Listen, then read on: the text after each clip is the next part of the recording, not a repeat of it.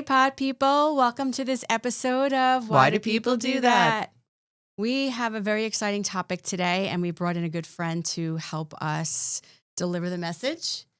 So, pod people, have you ever wondered, why do I keep doing the same thing over and over and over again, even though I know that it is not serving me? I think that you could probably say yes. I think most of us have experienced this at least once in our life, where we ask ourselves, I know that this isn't good. Why do I keep doing this? And so Tania, our very good childhood friend, has volunteered to be on this pod with us to share some personal stuff and get into a really deep conversation. Heather loves those deep conversations. That's deep. About why we get into these patterns expecting something to be different just to find out that they are not. So, Tania, this is welcome. Interesting. I find it very comical that we're discussing why people do the same things over and over, expecting a different result, which is the definition of insanity. And I'm here for this. Yeah. Right? Like, it's a little, it's not bothering my ego whatsoever, but it's kind of interesting. We've all done it. Yeah, I know. We have, I guess, but some more than others. But I think the important thing to point out, Tania, is that you are evolved enough to come in and have this conversation in a way that is going to help the people at home. I hope so. Right? We've all lived through stuff and been through stuff, but not all of us have taken the time to explore and delve into why we do the things that we do in a way that we can then share with others to help them, right? To really help them. So maybe we could start with just an introduction. Tell us a little bit about yourself. So I am 50. I'm the last of us to turn 50. I'm a single mom, but I don't like to say I'm a single mom because her dad is very involved. So I don't want to take that away from him, but she's with me majority of the time. My daughter's 10 and I am a trauma nurse and I'm going back to school for a psychiatric nurse practitioner. Makes perfect sense. Yeah, it does. And I've been on my own for a really long time. I say a long time. I was married 25 years ago and haven't. Yikes. I know. I was pregnant with Brandon at her wedding. I know. Yeah, I have never come close since then. And I've had lots of relationships. And I would say maybe the most was 4 years, but I've been really on my own for the past 2 years. So that's kind of where I'm at right now. Okay. Yeah. So to start off this topic, right, and this could delve into other things. Let's kind of see where the conversation goes. Let's talk about patterns. Okay. Is it knowing laugh? Okay. So I think everything I do is a pattern. I'm trying to think about, I think everything... I think about when I wanted to make a change in my life where I really knew I was making really poor decisions. And I really thought about, I want to make a change because I knew I was either going to go on the path I was going on, which was making poor decisions and feeling bad about myself, or I had to go the complete opposite. For me, going the complete opposite was going back to school, having my daughter, really throwing myself into my job. I think before that, it was always a man was maybe the most important thing. I learned the word pick me recently from my 10-year-old, and I think that I was a pick me. And tell us what pick me for those of us at home that don't know what that means. No one will ever know now that TikTok is gone. I'm trying for the day. to really. It's kind of it's funny because my daughter was talking recently, and she's like, "Oh my God, that girl's such a pick me." I said, "What does that mean?" And she goes, they want to be with the boys. And I was like, this is so uncomfortable. I'm not going to tell her yet. And I was like, yeah, I think that's how I was. I think I've always been that way. I think I always liked that attention and I enjoyed having friendships with guys because I think it was kind of they needed me maybe more than I felt like my female friends needed me. I've always had that codependency. I like to take care of people. It was always... it was just different. And I think that when I decided to really make a change and do things differently and be a better person, I think one of those things was being a better friend. And I felt that investing in my female friendships was more important. And I think I've done a much better job. But I feel where I really lack is relationships with men, obviously. Do you think that's the That's- pattern? That's where you see yourself repeating the same pattern. Yes, I keep dating the same type of person, expecting a different result. Yeah. So the Yeah. question, right, Yeah. that we want to maybe ask Tanya, and we won't Mhm. put it all on you. I'm happy Yeah. to share a little bit Yeah. also about patterns. Maybe Mhm. Heather can find a pattern she can share. I don't know. We'll see. We'll see how it goes. Mhm. You know, let's just talk about what the pattern is. What is your pattern in dating? I think I'm cooler than I am, so I go into it like, yeah, I'm not expecting anything. Like, I can handle this. I'm a single woman. I have my own house. I have a good job. I don't need a man to take care of me. But I think really deep down inside, I think I want somebody to take care of me, not financially. Like, I'm cool with that. I don't want anybody's money, nothing. So pause there. Mm-hmm. So what we're noticing is Yeah. there's two different fragments of yourself Yeah. showing up, right? Yeah. There's your present adult self that's Mhm. saying, I'm strong, I'm independent. I don't have to. I Yeah. don't need anyone to complete me. And that's what I want to teach my daughter, right? I want to teach her to be like strong, independent, not rely on anybody, but at the same time, like not shy away from love or commitment or anything like that. So I Right. want to teach her that, right? So who is the other version of yourself showing up? I think it's the person that you really do want to find a partner. You really do want to find somebody that, knows you and understands you and loves you unconditionally and accepts you for who you are. And I Mhm. think that that's something that I really do want, But how do you don't want to say that really sometimes to somebody because it seems like Needy. like needy, needy or like vulnerable, probably really Okay. vulnerable. And that's hard. So that's important, right? Mhm. Let's, we don't have to get too much into that right now, but Yeah. let's hold on to that because that's important, right? Mhm. There's a belief that you have, and that might be Mhm. part of why you're repeating patterns. Mm-hmm. There's this blocking belief, this belief that being honest and authentic about what I want and what I need makes me needy and vulnerable. I'm not supposed to need something. I'm supposed to be strong and independent, right? So right there, you're at odds with yourself. There's this conflict within yourself, the two different fragments that show up. One saying, I'm strong and independent. I don't need anybody. And then this other part of you that's like, no, I do need somebody. Right. And then the other part of you that's like, that's not okay, Tanya. Right. You're not supposed to, that's bad, that's vulnerable. So there's Right. definitely for you this belief that vulnerable is bad. But go on. It's weird because I don't feel that it must be somewhere deep because I don't feel vulnerable as bad because I am a nurse and I'm very empathetic and I have a lot of compassion and I take that home with me and I love opening up with my daughter and we have such a close relationship and I love sharing with my friends. Like I'll tell you any story you want to know. I'll tell you the deepest, darkest secrets I have. I'll share it all. Like that doesn't bother me, that vulnerability. I think it's the sharing with someone that you think is going to accept it, but you probably know deep down they won't. And then you share with maybe the wrong person. You're being vulnerable with really someone that can't accept it or they're not in a headspace to, take it on. Then they're not the person you date. I I think I'm seeing the know. core of the pattern here. Right. Are you seeing this? But when you, What do you realize is happening is you are not allowing the space for Right. the right person to come in because you're already deciding, right. I can't be honest with this person because then they won't want me. Oh, I'm honest. Like, so I'm honest to a certain point, right? So Uh-huh. I'm honest, like I'll get there. I'll get to the honesty part. But I think it's that when you've dated the same type of person over and over I'm going to take my ex-husband out of it for a moment and deal with the other ones. When you date the same type of person over and over, you really don't know there is any other type of person because the only other type of people are maybe, I don't know, I was raised by a single mom. So there's not that father figure to see. You have your friends' husbands, you know them, but you don't really know them, right? So you don't really even realize that there's other people because you've never been around anybody else. They've all been the same. Let's talk about the same. What's the type you're dating? What do you keep seeing over and over again besides your ex-husband? And then we'll talk about why he was different. I think that I've always dated people who had, I hate to say, I'm going to use the word damage. That's the easiest way to describe it.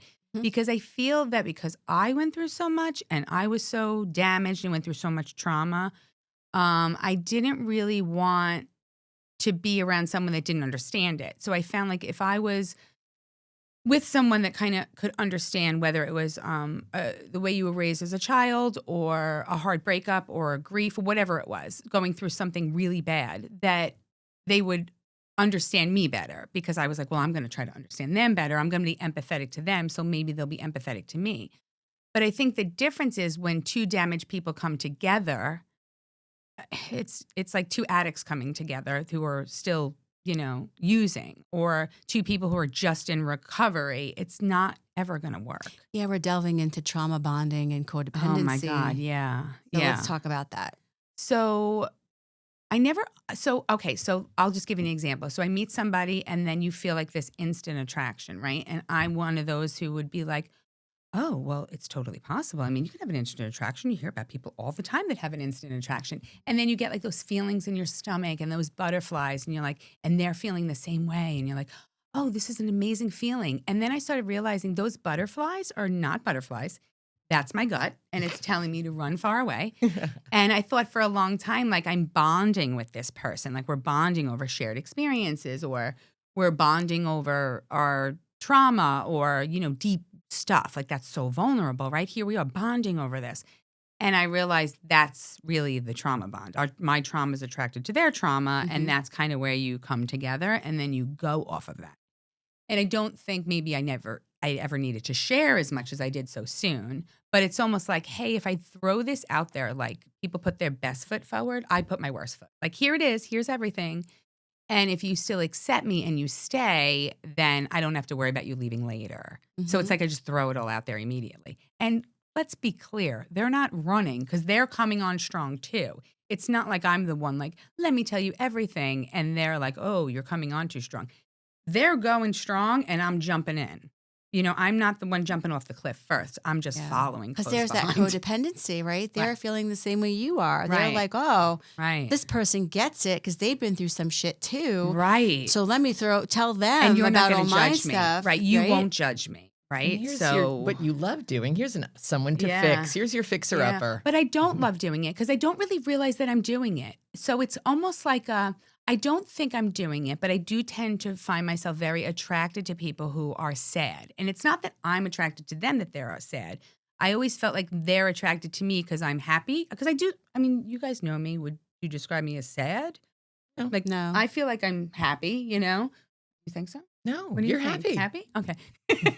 But No, you're only sad when it's appropriate to be sad. Right. If something sad happens, you have a normal human response to So it. I feel like I tend to always kind of maybe more of like, I say it now, like the curmudgeon, now that we're older, like that moody, sadder, I guess even depressed, you can say. I've never really dated someone that's similar to my personality, more outgoing and stuff. And so I think I've always been attracted to that, or they were attracted to me and that made me feel good. Like they'll be like, oh, you're really happy and you're really positive and you've really turned your life around. And I was like, yeah, I did. And that makes me feel good because you're validating me. And then what happens is I'm like, what am I doing? This person's sad all the time. So it's not that I want to fix them, but I want to make them happy, which you can say is fixing. But in my mind, it's helping. I'm a nurse. It's caring for somebody. It's telling them like, hey, try it this way. You can do it too, And then before you know it, you're in the same type of relationship where you are in a codependent relationship. And, for years, people would say, therapists would say, you're codependent. And I was like, I don't depend on anybody. I didn't realize I wanted people to depend on me. That's a dependency. Right. Right. Let's make sure the viewers at home understand that. Right. Sometimes we want to find people subconsciously, not on purpose. We want to find people that need us, who have a need. So because we have a need to be needed, and that's where our dependency is falling. I love that. I love when people need me. And I think going back to before, going into my, investing more in my female friendships, I love it. You call me on the phone. You need me for 2 hours on the phone? You got me. What do you need help with? You're going through a divorce, whatever. I feel good about that because I've had so many people be there for me. You guys have gotten my messages, my texting, hey, I need to talk. I want to give that back. So it's really important to be needed. For me, it is. I like that. The thing is, I think I'm at a point where this is like so hard to say. I guess I need somebody, but I don't want to really say that because I feel like I had somebody that did love me unconditionally and I didn't need them and I don't think they needed me. It was more equal, it wasn't equal. I felt it was an equal relationship and that I really fucked that up. Can I curse? Yeah. Okay. And I really did. And I feel like I'll never really truly forgive myself, for that. Maybe we need to understand it so you can forgive yourself. So I was married 25 years ago to someone that I had, a thing for forever. And it was one of those like, me more doing, me more invested in the beginning. We weren't together. It was more like a friendship and there was feelings there and stuff like that. But we were very young. So everyone was kind of doing this, where you like him and he's not really into you, but then he acts like he likes you. And then you're like, oh, you get all like giddy. And then before you know it, he's making out with a girl at a party in front of you. And you're like, oh, this is an awful feeling, and let's get married. Yeah, right, exactly. And then you think like, how could I ever get him to fall for me? And then, my 20s, then it was finally like, no, you are the one. You are the one I want to be with. And I was like, oh, I'm the one. It was very, looking back, very romantic for that time, to yearn for somebody that you didn't think wanted to be with you. And then they want to be with you and you get them. It's not like it was a chase. I don't want to say like it was the chase of it all, but there was this amazing feeling of like, oh, this person wants me too. And they like me too. It was really validating. Right. And then I assumed my ex was going to be a certain way in the relationship. I was like, this is probably never going to go anywhere. And he turned out to be amazing. Like really the best partner I've ever had. And I feel maybe the only person that really ever really did accept me for who I was. But I didn't really know who I was, if that makes sense. Like I didn't really, it's like I think he would have accepted me anyway, as long as I was loyal, but I don't think I knew who I was. So you weren't ready for that. I know. You weren't ready to just be seen and loved because there was something you needed. I was 24. So what did you need? Because what you did there was you rejected that. You said, this isn't something I'm ready for. At 50, you can look back and say, stupid Tanya, why'd you do that, right? But at 24, coming from all the trauma you've come from and having this codependency need that you didn't even see that was invisible to you at the time, even though this was a great person maybe in a good relationship and a healthy relationship, it wasn't what your state of emotions needed at that moment. I think I needed it. I think that I couldn't accept it because I didn't feel good enough about myself. So I don't think that at that time I didn't feel good enough. I never felt like I was good enough. I never felt like I was good enough for his family. I didn't feel like I was worthy of it. I just didn't feel like I deserved it, really. So that's where you broke back into that. I fucked it up. Yeah. Cyclic pattern, right? It's like, no, healthy relationship right now doesn't feel right to me. I'm not ready for this. It's unfamiliar. There's too much uncertainty in it. It's bringing up for me this need to be something that I'm not right now. And it's uncomfortable, even though it's healthy. Healthy was uncomfortable. And so you pushed that away to dive back into this unhealthy pattern that we're talking about today. Yeah. It's funny. Like I remember the first time I ever had, I remember Heather, I think you were the first person I ever remember having an anxiety attack. And I remember like, what's going on? Like I didn't understand it, and I was like, what is anxiety attack? This is before the words of triggering trauma bomb. Anxiety attack. Like, what's an anxiety attack? Before the days of TikTok when everybody knew things. Like anxiety attack, I was like, did you trip out? Like, what do you mean? What is an anxiety attack? I didn't understand, And I remember after I got married, I remember one night having this anxiety attack to where I was like, oh shit, I don't want to be married. I was like, maybe. I had a great plan, right? I was like, we can get divorced and not tell anybody, and then we could still be together. But just maybe it was the word marriage. Like maybe that's what was overwhelming me. And I think he probably was like, you're insane, obviously, because that sounds crazy. You're asking your husband to divorce you, but still date? I don't know. Because he wanted that. He wanted family, right? He wanted to buy a house and have a family. He was all ready for it and you weren't. And to be fair, it came on super quick. It's not like we talked about it before and we're like, let's get a house and have children right away. That wasn't the conversation that I recall us having. I remember us thought we were going to wait. And then it just came on so quick. And his family was super involved in those decisions, which was way too much for me. Like that was just way too. Not what you're used to. No. And kind of like in the business, like in our business too much. And I wasn't used to that. I was on my own since I was 19. My mother didn't tell me what to do. And now I have a mother-in-law telling me what to do. And I was like, oh, this is uncomfortable. There was a definite control. And I know she didn't like me. That was hard. A control issue coming up, right? Yeah. So that was really hard, It was very hard. And then when you have the same friends and everybody's involved in your relationship, like we're very involved, more involved than they should be. But we let them, or I let them. Well, you had a history. I mean, it wasn't like dating new guy you just met. It was dating, marrying guy you went to high school with. Right. And we were in the same circle, It was weird. It was like very, very weird when you look back at it. And I think going back to the anxiety, I remember feeling that anxiety because I wanted to get out. And it's not that I wanted to leave him. It was too normal. It was too normal. It was stable and healthy. So stable. Yeah, I was so I was like this person. But there was too much uncertainty in that because you were used to chaos. That was what was familiar to you. Yeah. That's where you were able to find yourself and feel yourself. Right. That was your place. And so you said, this is not where I belong. And you left that place. Right. And now here you are today saying, why is it that since then, because now we're talking 25 years later. Yeah.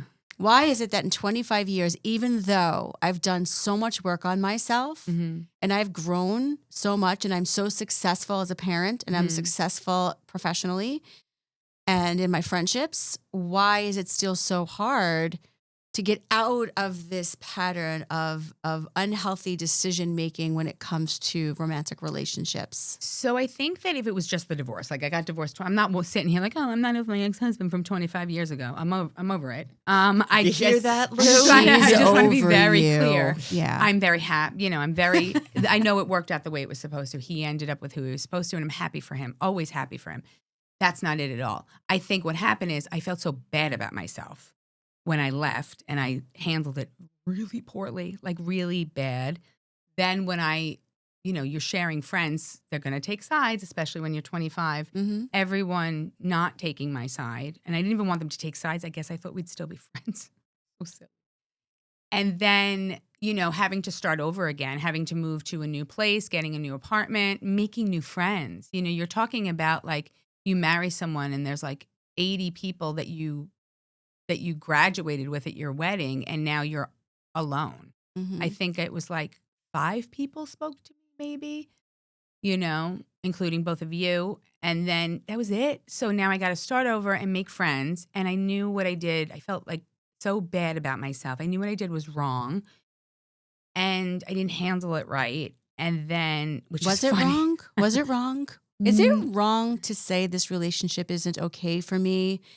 And I need to honor that, and I need to end this relationship. Is that ended wrong? It better. I could have handled the way you managed it might not. The have way been. I managed it was really poor. It was very reckless, and I handled it. I was like a crazy person. Well, you had like a manic response to it. I didn't know what it I was was so doing. scary for you that you started to act out, which is what people do. It's just the human condition. I feel like I had a breakdown. Like I don't even know what that is, but it felt like I was losing everything, and I didn't want to lose it, but I kind of was like, I don't deserve it. So you're almost sabotaging yourself in a way. So then when I had to start over, that was, oh my God. I remember a friend of ours, a mutual friend, said, "You're never going to find anyone better." And I remember thinking, yeah, I know. You're never going to find anyone better. And I remember like, oh yeah, I'll show you. And that he was right. And to be honest, I really never did. Series of losers that didn't match up. The sad thing is, I never did. And that's what is so. That's because that's not what you're looking for. Right. And we want to shift that. Right. Because you want to allow yourself to start looking for that healthy person. Yes. Are you ready? No, I'm not. No, I don't think I am. Or I think I would. If I did it I would have done it. So it's about breaking the pattern. Right. But you had brought up something before too, people kind of sabotaging that safe, stable, healthy relationship, people that you've grown up with chaos and with trauma, that's their comfort zone. So to be not in that feels really It's very uncomfortable. And you kind of uncomfortable. create drama or create chaos because that's where you thrive. Well, that's where you know how to function. So why do you think I went into trauma? I'm a trauma nurse. But that's a healthy way to channel that right. energy. They it's going into to a be codependent. profession Right. that's organized to say, That's I'm right. going, like for me, right? Like my pattern in life was I'm the helper, I'm the caregiver. I have to sacrifice myself to help everybody. Yeah. So becoming a social worker is a healthy way to channel that because I'm putting it into my profession where there's boundaries and rules and laws and I can only go so far to help my patient. Right. So these are healthy ways, right? So, let's do that float back we talked about. If you could get into a time machine, right? And go back to 25-year-old Tania, who's getting divorced and feeling all these feelings and throwing yourself into chaos, knowing what you know now, if you could sit down and have a conversation with 25-year-old Tania, what would you say to her that would make a difference?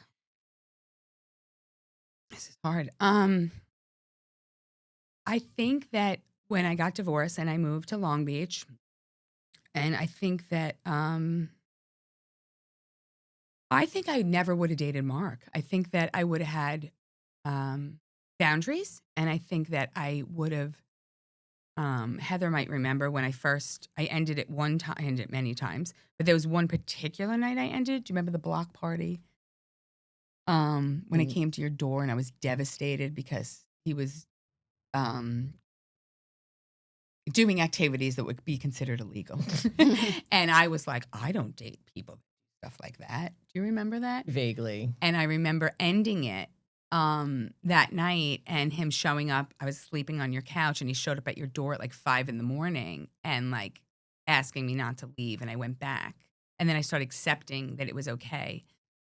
I think I would have, if I felt better about myself, I don't think I would have stayed in that relationship because I think the marriage was one thing. The divorce was one thing, but I think the divorce led me to not feel good enough about myself to put myself in a position with someone that was, although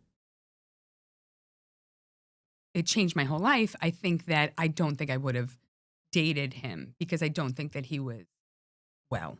Okay. So you're saying that if you floated back and had a conversation with yourself, there's something you could actually say to yourself that would have changed the course of your life.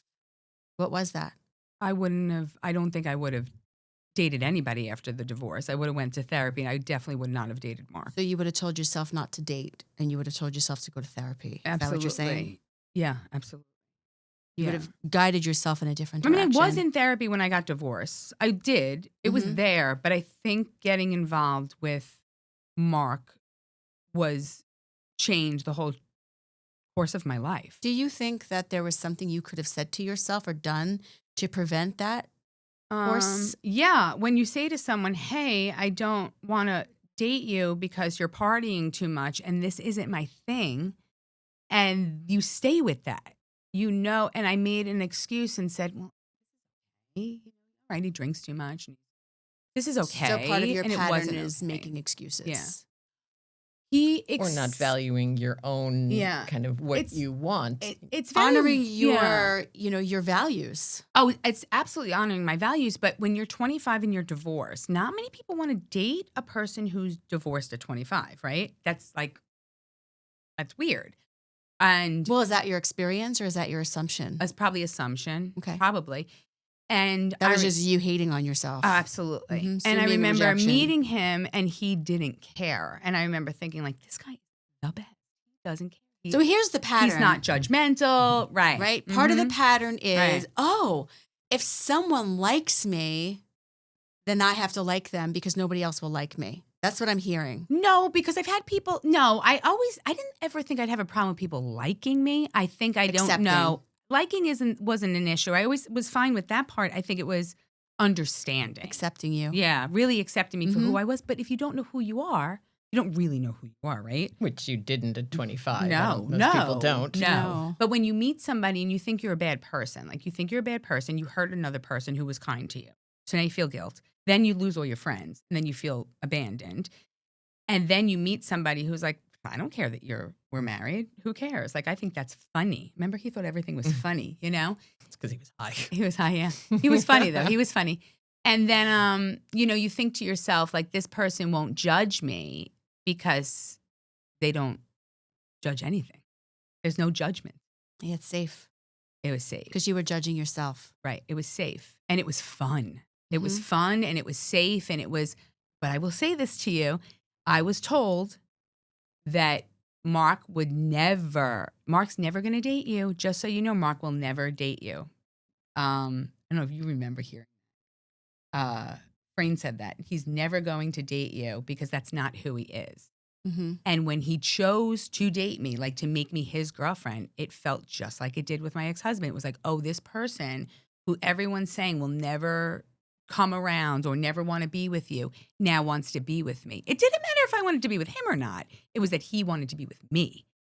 I think that's part of the pattern. Made me feel good. I think that's part of your pattern. Yeah, probably. Like wanting to kind of feel this real sense of validation. Yeah. And the acceptance. And proving them wrong. Like, I won. Like, you said I could never get him. He would never do this. And I'm there good it is. enough, right? Well, you feel like you're turning the person around who's never going to date or never going to commit, and now they're committing to you. It makes you feel special. Yeah. Right? Even if you're like, who is this guy? But you feel special. So there's a need to feel special. There's a need to feel validated. Yeah. There's a need to be accepted and seen for who you are. Yeah. Right? So all of that, gets sucked into the pattern. And I think part of the pattern also is wanting to find somebody that sees value in you, that needs you in some sort of a way. You can offer them something. You can give them something, right? So you're important. You're valuable. You're needed, right? You're good enough, right? Because one of the things I heard you say earlier was I didn't feel worthy. Right. Absolutely. Right? Because so there's these feelings of unworthiness. There's this need for chaos, right? Yeah. Right? There's this need to be seen. There's a need to trauma bond. There's a codependency, the need to be needed. So these are all the elements that fall into your pattern. Yes. But let me just stop you there for a second. Taking out the chaos and the trauma bond. Yeah. Isn't that everyone in a relationship, like wanting to be seen and to be understood and to be heard and to be validated? How do we do that in a healthy way? What's the difference between that, exactly what you're saying, and where Tania is having an issue where it becomes this negative cycle? Because I want those things too. Right. I want to be seen. One of the things I say to my husband all the time is, I know that these certain things that I do bother you, but I'm going to let you know that I am not going to change those things about myself because that's part of who I am. I cannot change that, and I will not change that. And it has nothing to do with how I feel about you. I want you to accept me for who I am. I'll accept you. Yeah. I'll accept that you are like this with certain things and I'm like that with certain things, and we're different. But if we're going to make it, we have to just accept each other for who we are and not assign meaning to it or take it personally that the other person can't change. Right? So, I think anyone can change if you want. You have to want to change, and then you have to find the tool to change. I mean, I feel like I'm a perfect example. We're all capable of change, absolutely. Yeah, I feel like I've changed.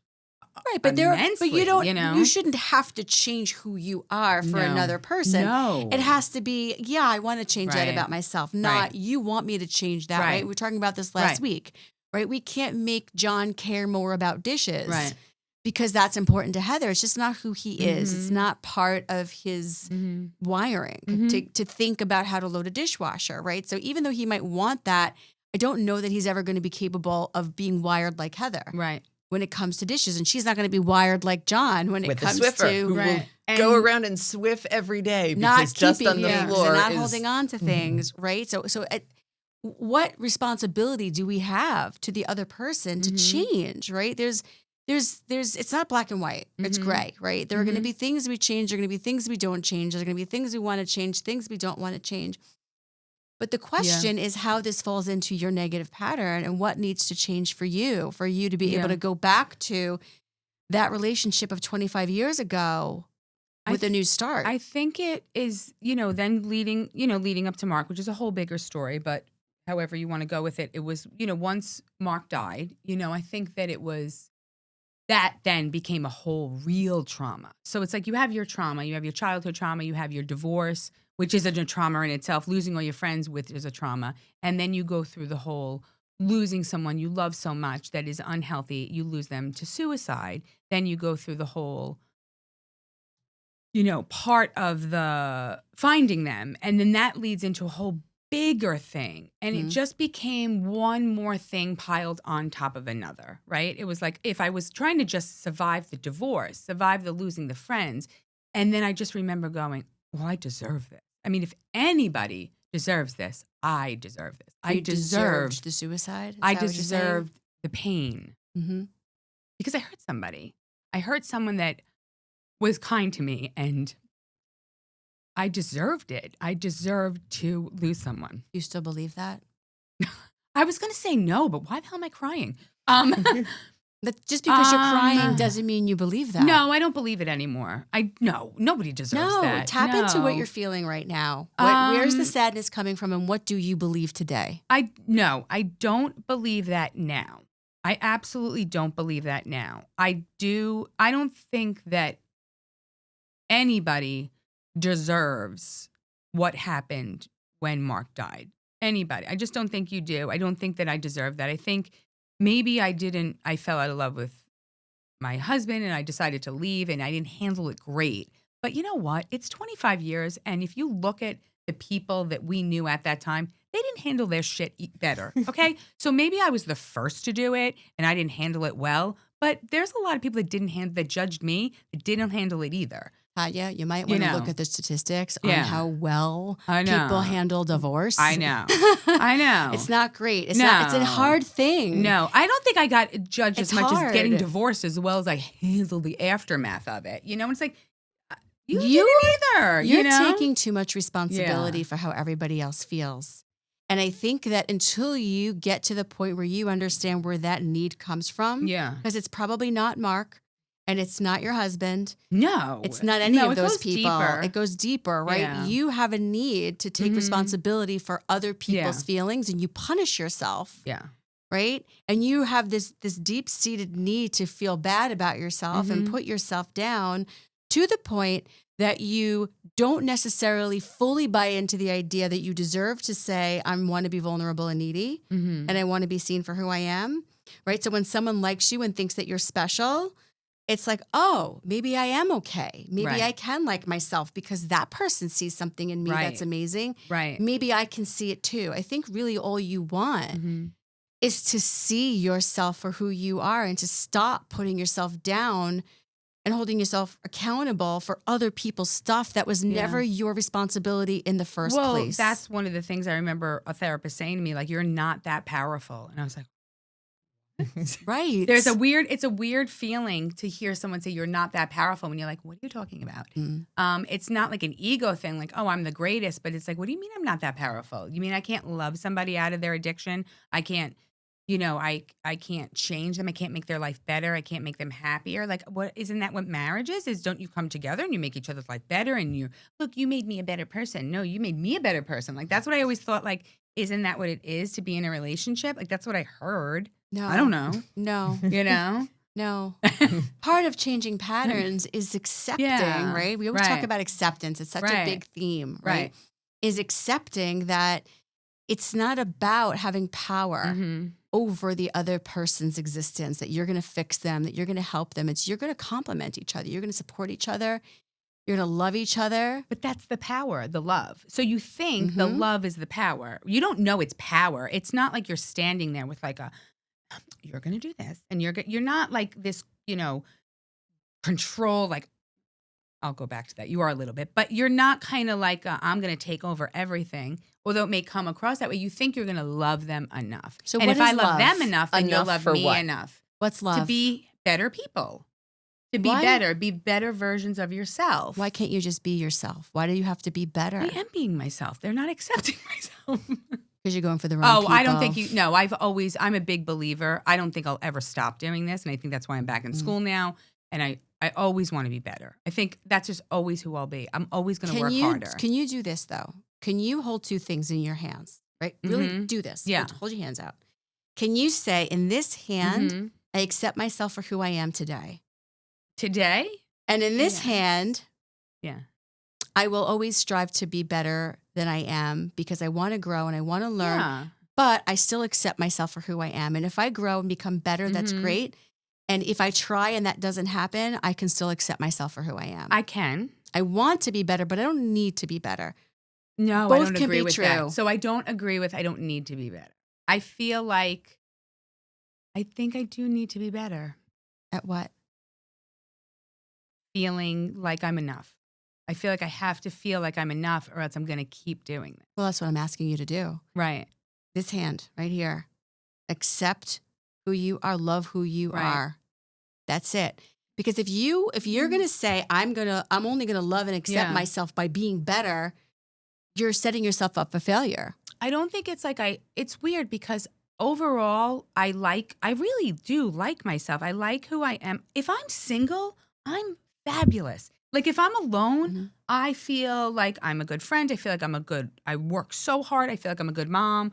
I'm smart. I take care of myself. I'm just a different version of yourself shows up. Yeah. I'm just not. So we have to take. I just think that I don't know if you can have everything in your life. Like maybe I am just one of those people that will just be by myself. And I don't say that like, oh, I'm going to be alone forever. It's possible that maybe this is everything else in my life is really good. And I have a lot more than a lot of other people have. And I feel really happy. Maybe that's enough. Maybe right now that is enough. Well, I don't think you can have everything in your life. I mean, I have a friend has said to me, you can have everything in your life, but you're not going to have it at the same time. Maybe this is good right now. Like maybe I will, my daughter's 10. I don't have time to focus on a man. And the last thing I want to do is see me lose myself in somebody when I'm trying to raise a daughter. So maybe I'm fine and I could put this to the side and deal with this like, I don't know, when she goes to college. Or you can be fine and just let life happen. And if you find someone, you find someone. And if you don't, you don't. I'm okay with who I am, but it would also be nice to have this if the right person comes along. Let's go back. So I want to ask you something. Yeah.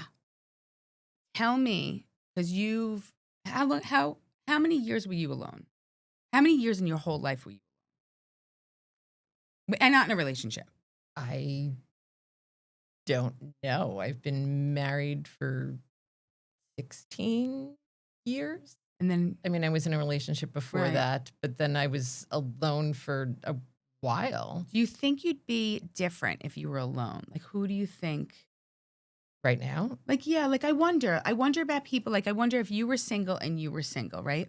Like, do you think, like, is it just me or is it because I'm 50 and it's harder to date at 50? Or is it really a lot of it's me, right? I have some insecurities and stuff like that.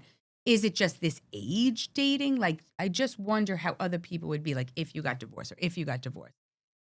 It's when you're in it, it's easier to say it because you're in it. You have a partner, When you're out there on your own, I think even women that are secure may even feel insecure because you're by yourself. It's very difficult at this age to find a partner that accepts you because the numbers are so low. I think you have to the dating pool is... God, I should have made better choices when I was younger, when the dating pool was huge and I was thinner. But I think you weren't ready. You know? I think you have to accept that you weren't ready, that there was a journey you had to go on, and that's okay. Yeah. Accept that that's the way it is. Yeah.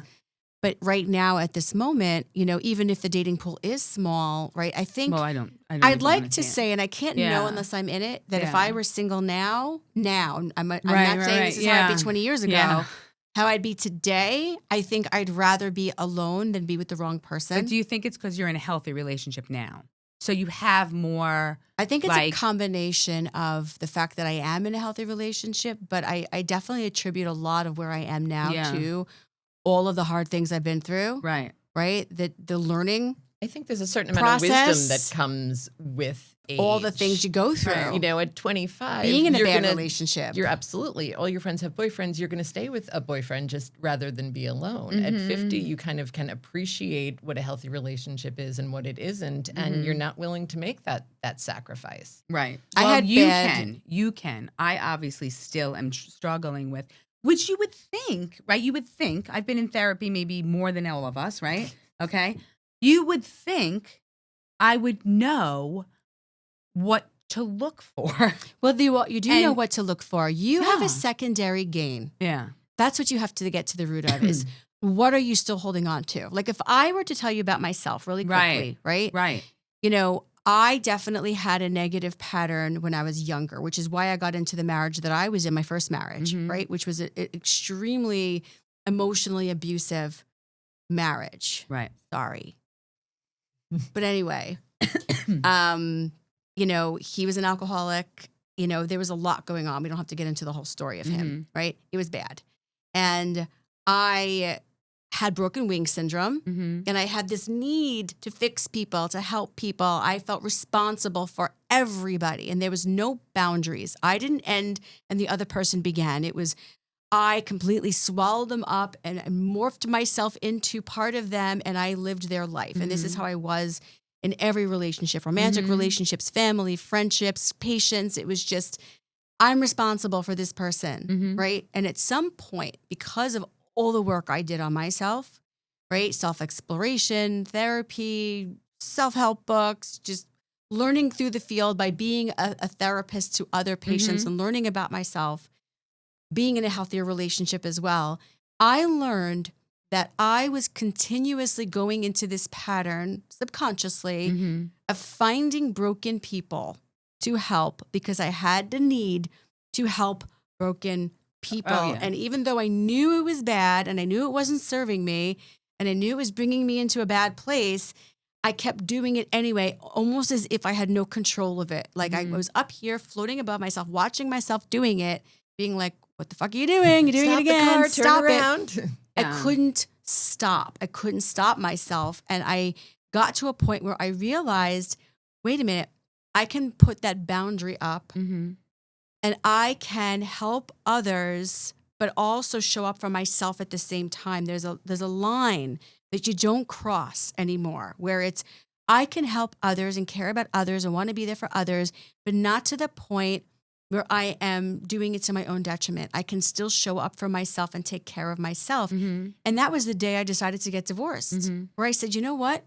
It is okay for me to prioritize myself. It is okay for me to show up for myself and say, I'm living this person's fucked up life. I don't belong in this. What am I doing here? Do you think, though, when you look back, right? Because I wouldn't say you stayed in that relationship because you were insecure, right? You were taking care of them.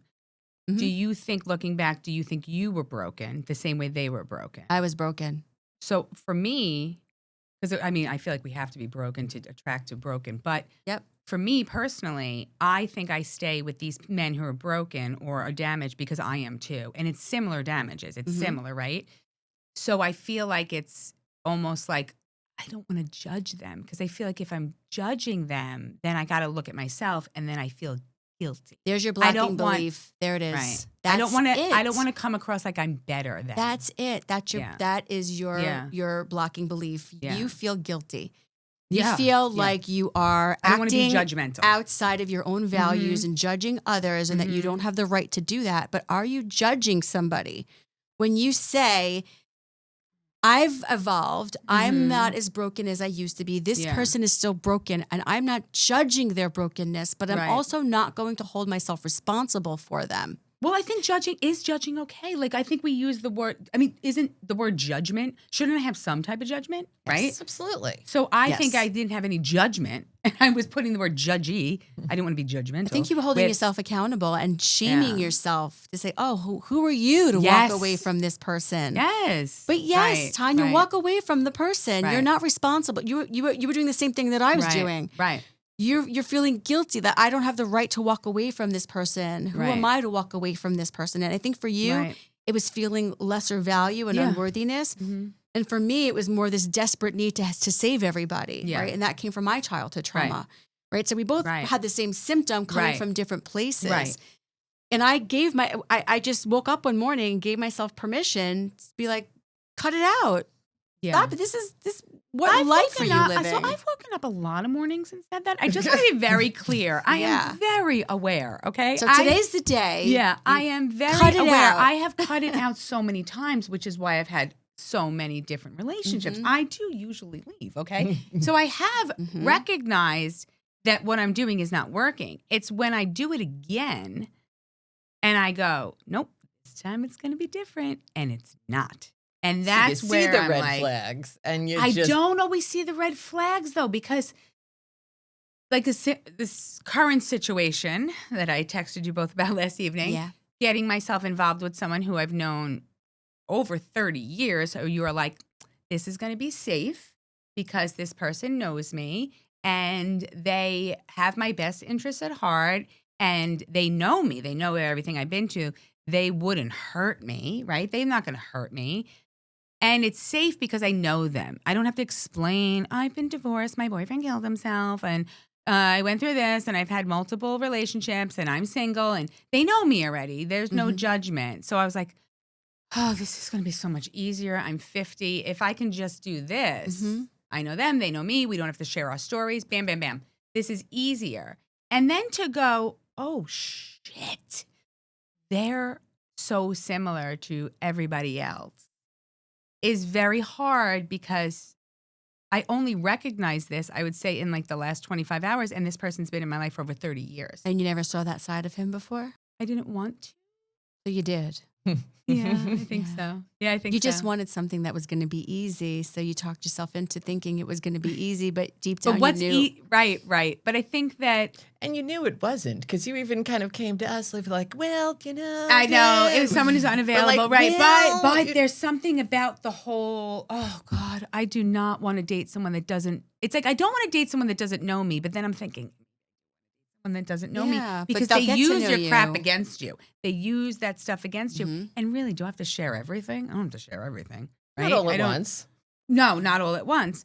But when I say it out loud, I really can honestly say, yeah, I don't want to date. Like, I really don't. I think that I don't ever want to. There doesn't seem to be anything appealing about it. That's because you've had bad experiences. Yeah. Okay. Would you guys want to date? Like, if you got divorced, being married now, would you want to date? No. Why? It's terrifying. Tell me why. It seems terrifying. Tell me why. What's the terrifying part of it? Honestly, because of a group that we're in and just kind of Can we say that group? Yeah. I mean, it's a group of, it's a group on Facebook. Are we dating the same guy? Yeah. And I mean, it's just constant, it's men cheating, and it's just awful. It's bad. Like, really, the pool is really low. Yeah, but you're going into a pool that is negative. That's true. You can join a different group. Well, and to see be fair, the group is, are we dating? experiences. Hey, do you guys have anything good to say? But yeah, you're right. It is true. But It's probably a very, the purpose of the group. I said, give me 10 Is to shit years. But talk. I look at my job. Bad anyone guys. in my age group, is married. There's no one, It's not like you guys are bringing me anybody. I just want to be very clear right We don't now. know It's anybody. not like exactly. I think if I got divorced, Yeah. I think here's the thing. I think she would be fine. If my husband died, yeah. I probably wouldn't date because Right. I have complicated grief issues and it would Right. trigger my trauma. Right. And I would never want to go through that pain again because Right. I've got death issues. Right. So there's probably a good shot I wouldn't date again. But I don't know. I'd have to be in the situation to know. Right. If we got divorced, if something happened and we just got divorced, I probably would date again only Right. because I'm I'm going to be really pissed if Stacey gets divorced and she gets someone before I get somebody, because she already had it. Like, she's going to jump right in and it's going to be the best guy, a nice Jewish man. And I'm going to be sitting in the back going, what am I doing? Not that you don't deserve it. Fuck. That's going to happen. It was so easy for her. I know. What the hell? I'll She's try- got complicated grief. I'll try really hard not to get divorced. I don't think, we're not planning on getting divorced anytime in the future. Right. But anyway, Right. I think I would date again only because I have such a good relationship with my husband. Yeah. And it is such a good experience that I would want that. I'm like, I like having a partner to Yeah. bounce ideas off of and to help me and to support me in what I do, who cheers for me. Yeah. and loves me. That's a good experience. But I would only accept that. I wouldn't accept anything other than that. I would rather be alone. I would be perfectly okay being alone. Yeah. I'd rather be on my own than be in an unhealthy relationship at this point. Well, I do too. It's not like I want it. I But mean, 20 to years be, ago, you know. that might not have been the case. Right. Like I have to be clear though too. I've only been in one relationship since I left, my daughter's dad, and that's it. So I really don't just keep. It's only one. It's just thinking about the relationship is where or getting involved in situations my daughter knows nothing about. These men are not in my home. Stuff like that. They're just kind of maybe slowly thinking about them. So I feel like I'm getting better, but I'm still there. So I know we could probably talk about this for days. Yes. But we have to start to wrap up. So in wrapping up, I want to ask you, don't punch me, but I'm going to ask you no. an emotional question. I would love it. Go ahead. Okay. Let's try a float back again. Okay. But really answer it this time. Yeah. If you could get in a time machine, how old is your daughter now? 10? She's 10. Okay. Yeah.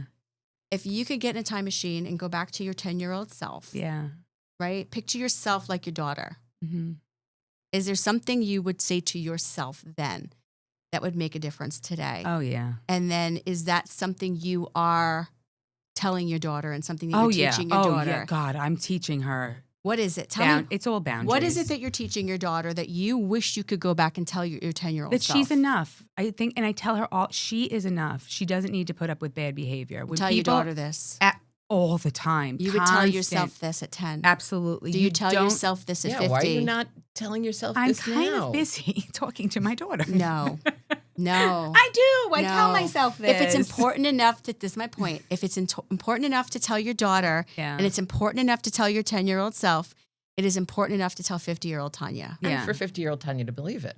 Yeah. My daughter has amazing boundaries. She's really tough and she's strong because and she stands up for herself. How important they are. Yeah, and like I don't she worry learned about this from her. you. Well, yeah, because I'm a fake it so till you you make have to it. learn this from you. Because I'm a phony faker in my own house. I'm like this really amazingly strong, boundaried up woman in my own home.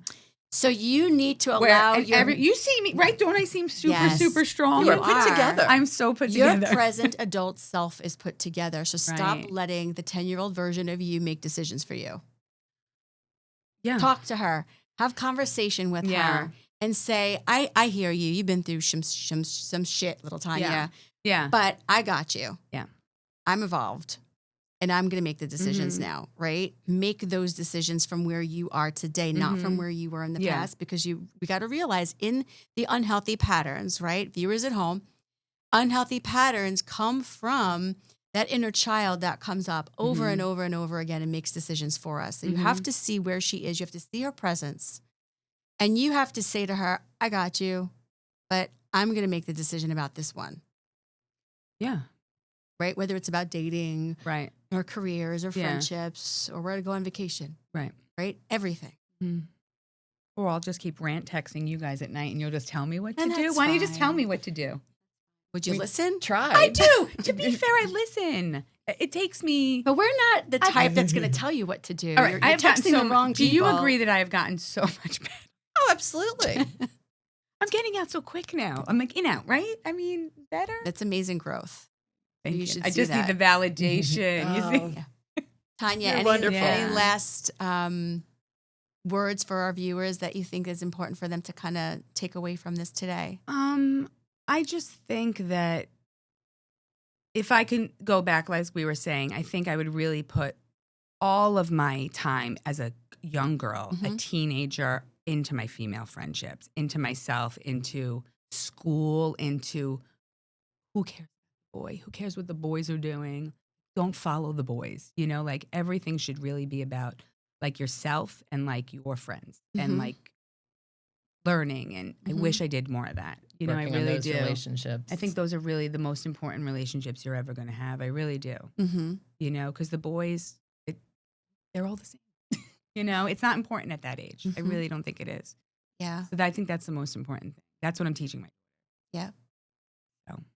Yeah. Good stuff. Heather, any last words? No, but I want to thank you for sharing and being so honest Thank with you. us. Yeah, your story. It's not easy to share personal stuff, Yeah. but sometimes it's Well, what as we know of really- an Omer sharer, so Yeah. But I think Yeah. your story is a common one and Yeah. that everyone is going to be able to relate to on some level. Yeah. So I Yeah. think, hopefully there's important lessons that people can take away from that. yeah. sharing what you've been through helps other people. I hope so. So thanks for Yeah. doing that. Thank you. Thanks for having me. It was fun. All right. So then that's it for today. All right, pod people, thank you so much for joining us in this deep and difficult conversation. We hope it was helpful. Don't forget to follow us and like us on, where are we? Various social media platforms, but Apple Podcasts and Spotify and YouTube, but wherever you're watching us, Instagram. click the little follow so that you can be notified when new episodes come out and so that you can keep learning from us. And that's it. So I'm Stacey. And I'm Heather. And thanks for joining us. See you next time.